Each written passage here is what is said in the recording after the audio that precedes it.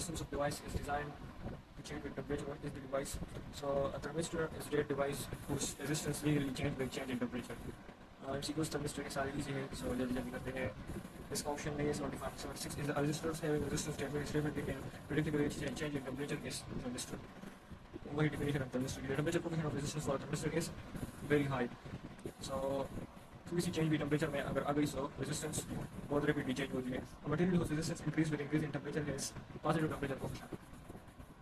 सही है. which of the following material is used as mesh current limiter? So अगर हमने करंट को कंट्रोल करना है सो हमने पॉजिटिव टेम्परेचर कोएफिशिएंट लगाना है, क्योंकि अगर करंट बढ़ेगी सो उसको कम करने के लिए हमें ज़्यादा रेजिस्टेंस की ज़रूरत पड़ेगी, क्योंकि करंट रेजिस्टेंस क्या करती है, करंट को रेजिस्ट करती है. सही है. Simply so positive temperature coefficient में ये होगा कि अगर करंट बढ़ेगी सो ऑब्वियसली करंट की वजह से टेम्परेचर इंक्रीज होगी और उस इंक्रीज की वजह से रेजिस्टेंस बढ़ेगी. Internal resistance EMF so the total driving force of the battery to draw current to a circuit is voltage of the battery, EMF of the battery and power of the battery. So all of the above. A current of 20 ampere flows through a battery with an EMF of 6.2 volt. If internal resistance of the battery is 0.01, what is the terminal voltage? So we know that the terminal voltage is equal to EMF minus current or multiplied by internal resistance. So हमारे पास EMF कितनी है 6.2, whereas current is 20 ampere and the internal resistance is 0.1. So 20 multiplied 0.01 will be equal to 0.2 and 6.2 minus 0.2 will be equal to 6 volts. The circuit in which the terminal voltage of the battery is equal to the EMF of the battery is open circuit. Only in open circuit both the EMF and voltage is equal. The EMF of battery is equal to terminal voltage if अगर circuit open हो और current नहीं जा रही हो सो उस case में EMF और टर्मिनल वोल्टेज इक्वल होगी. The circuit in which terminal voltage of the battery is greater than, so terminal voltage उस केस में EMF से ग्रेटर होगी जब बैटरी चार्ज हो रही हो. So option C. A cell of internal resistance 2 ohm and electromotive EMF is 1.5 volt is connected to a resistor of resistance 3 ohm. What is the potential difference across 3 resistor? So हमारे पास voltage का formula क्या है, terminal resistance का कोई formula है. अब हमारे पास EMF तो है, सही है, और हमारे पास इंटरनल रेजिस्टेंस भी है. EMF भी है, इंटरनल रेजिस्टेंस भी है, लेकिन करंट नहीं है. सो करंट के लिए हम क्या करेंगे, वोल्टेज डिवाइड बाय आर करेंगे और हम ला यूज़ करेंगे. सही है. अब हमारे पास नहीं सॉरी हमारे पास हमने वोल्टेज ही फाइंड करनी है, सो हम यूज़ नहीं कर सकते. करंट के लिए हमारे पास फार्मूला ये है कि current equal to EMF divide by resistance, load resistance minus internal resistance. हमारे पास लोड रेजिस्टेंस कितनी थी 3 ओम. सो और EMF हमारे पास थी 1.5. सो 1.5 डिवाइड बाय रेजिस्टेंस की थी load 3 minus internal resistance 3, sorry ये R प्लस R है. सही है. So 1.5 divide by 5 it will be equal to 0.3. So हमारे पास करंट आ गई 0.3 है. सही है. अब हमारे पास EMF थी 1.5 माइनस करंट हो गई 0.3 और इंटरनल रेजिस्टेंस कितनी है 2. So 0.3 multiply 2 will equal to 0.6 and 1 minus 5 1.5 minus 0.6 will be equal to 0.9. So option C. A typical mobile phone battery has an EMF of 50 volt and internal resistance of 200 milliohm. What is the terminal of the battery when it supplies a current of 500 milliohm? So simply हमने क्या करना है, terminal resistance find करनी है और हमारे पास सब कुछ गिवन है. EMF हमारे पास गिवन है, हमारे पास रेजिस्टेंस इंटरनल रेजिस्टेंस गिवन है, हमारे पास करंट गिवन है. So simply EMF minus IR formula है.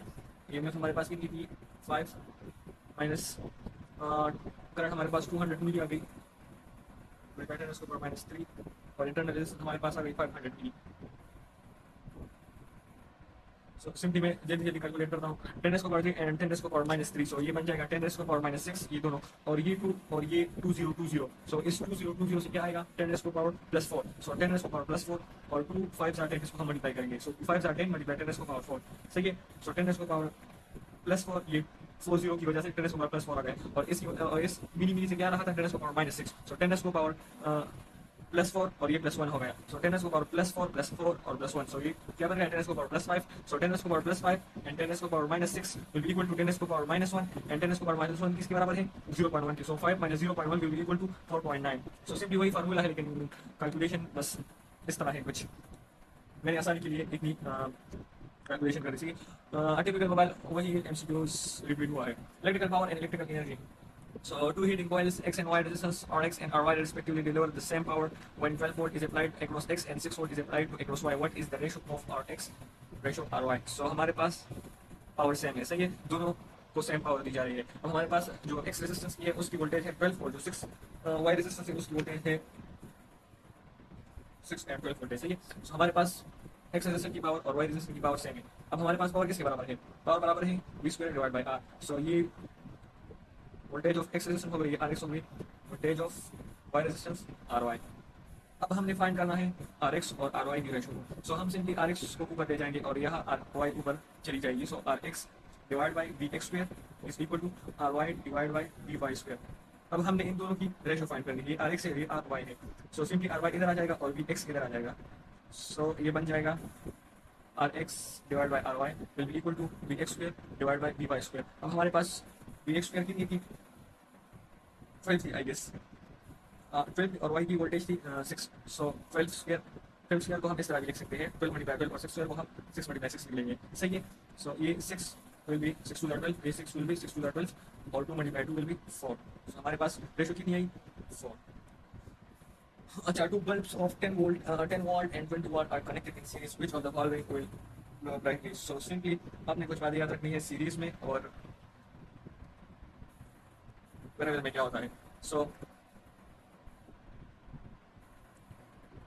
पैरेलल और सीरीज में, सही है। सीरीज में क्या होता है? Resistance is inversely proportional to power, sorry power is inversely proportional to R, सही है। ये बोलता हूँ power is inversely proportional to R. और सीरीज में क्या होती है? Power is directly proportional to R. एक बात ये याद रखनी है। दूसरी बात ये याद रखनी है कि पैरेलल में जिसकी पावर ज्यादा होगी सो वो ज्यादा ग्लो करेगा। So more power more glow, more will be the glow of that bulb. और सीरीज में ये उल्टा है, जिसकी पावर कम होगी वो मोर ग्लो करेगा। So less power will glow मोर, सही है। और अब जो चीज ज्यादा ग्लो करेगी सो वो पहले क्या होगी?